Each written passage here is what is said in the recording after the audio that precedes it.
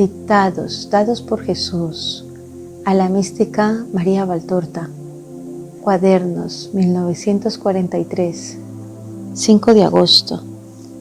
Dice Jesús: esta ira de las naciones es el pródromo de mi ira, porque así debe suceder. Hora penosa, pobres hijos míos que la sufrís, pero que es inevitable sea así. Pues todo debe cumplirse tanto de bien como de mal sobre la tierra, antes de que llegue la hora.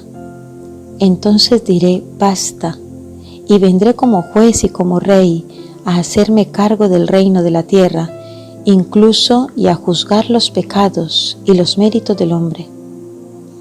Cuando leéis vosotros en el libro de Juan las palabras, la hora de juzgar a los muertos, ¿pensáis que se refiere a aquellos que hace ya siglos tal vez pasaron a aquellas esferas de misterio que no serán conocidas hasta tanto uno penetre en ellas? Sí, muerte quiere decir transmigración del alma a otra zona distinta de la tierra. Mas, en la palabra de Juan hay otros dos sentidos más amplios. Los muertos de que habla pueden ser también vivos según la carne, aunque en realidad muertos a los ojos del que los contempla. Son los grandes muertos, ya que para ellos no habrá resurrección alguna. Muertos para Dios, nunca más, eternamente, tendrán la dicha de poseer la vida, esto es, a Dios, por cuanto Dios es vida eterna. Del mismo modo, con un sentido mucho más amplio del que pueden indicar las simples palabras por los profetas, los siervos, los santos de que habla Juan, puede entenderse bajo estos tres calificativos a cuantos supieron vivir según el Espíritu. Cuántas humildes viejecitas, cuántos pobres niños, cuántos hombres sencillos e ignorantes, cuántas mujeres sin letras, desconocidas para la gente, se esconden y están comprendidos en las palabras, profetas, siervos y santos. De ser mostrados al mundo, éste se reiría de ellos.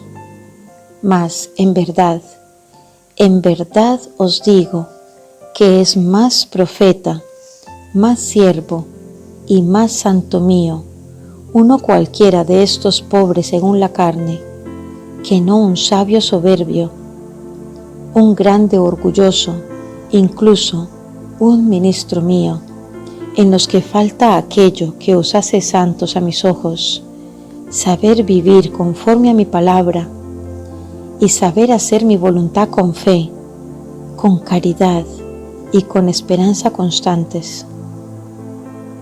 La sonrisa que he de dirigir a mis benditos a la hora de mi venida como Rey y como Juez, encenderá un sol 7 veces más potente que el que os alumbra, y mis cielos resplandecerán con él, mientras los coros angélicos cantarán mis alabanzas y las de mis siervos, cuyas virtudes, que le hacen hijos míos, serán proclamadas ante el mundo estulpo y necio en aquella hora por mí.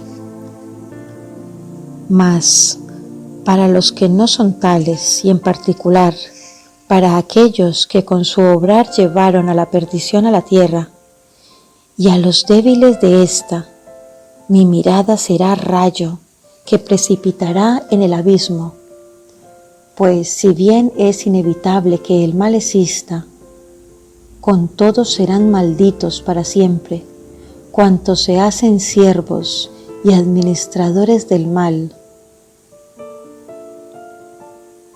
Fiat.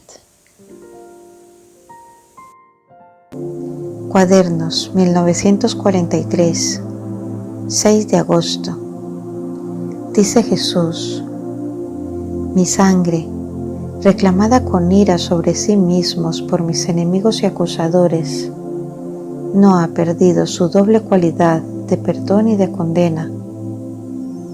Pasan, hija, los siglos, pero yo y todo cuanto es mío perdura en un eterno presente. En la hora de las tinieblas, en la que resplandecía tan solo la púrpura de mi sangre divina como faro que quería salvar al género humano, pero que de pocos fue visto, acaeció lo que a través de los siglos se repite y se repetirá mientras la tierra exista, derramada con amor infinito, donde encontró amor, obró milagros de redención, mas vino a ser condenación para quien respondió con ira y con odio al sacrificio de un Dios. ¿Y qué me dices de esto? Yo era Dios. Los profetas habían anunciado mi venida. Los milagros por mí realizados habían corroborado sus palabras. Yo mismo, en el trance de un juicio extremo en el que el acusado no miente, había confirmado mi naturaleza divina, y con todo me mataron. No tienen en su disculpa aquellos enemigos de Cristo el haber ignorado quién fuese aquel a quien acusaban y querían ver muerto. Por eso fue más severa su condena, porque recuerda siempre a aquel a quien más se le da de amor, de beneficios, de conocimiento, más se le pide.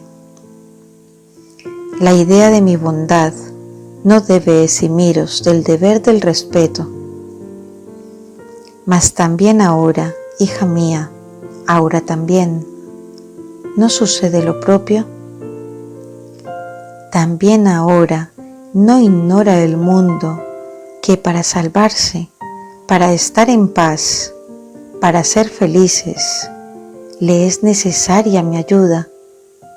Y bien, ¿qué hace el mundo? Me acusa y me maldice. Me acusa de no amarle, de ser cruel, de ser indiferente, y me maldice por estas faltas de las que yo no soy culpable.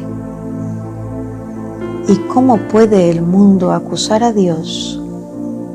¿Cómo puede el hombre maldecir a Dios? Semejantes a los de la hormiga que intentara volcar un peñasco del monte, son los vanos empeños del hombre que odia a Dios. Lo que consigue es arruinarse y despeñarse en su esfuerzo sacrílego. Esto para aquellos que son los modernos descendientes de los antiguos hebreos. Vienen después los otros, los menos culpables de entre la masa de los culpables.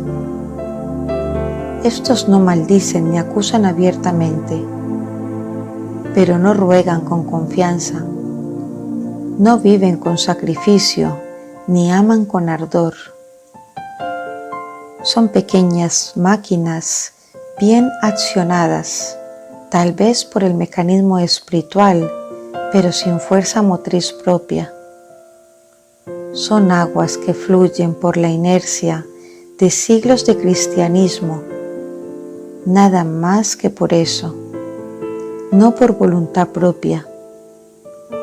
Y lo mismo que las aguas acumuladas en unas llanuras planas muy lejos de la montaña de las que brotaron, se estancan por su excesiva falta de impulso y se corrompen. No es corrompiendo ni rebelándose como se salva el mundo.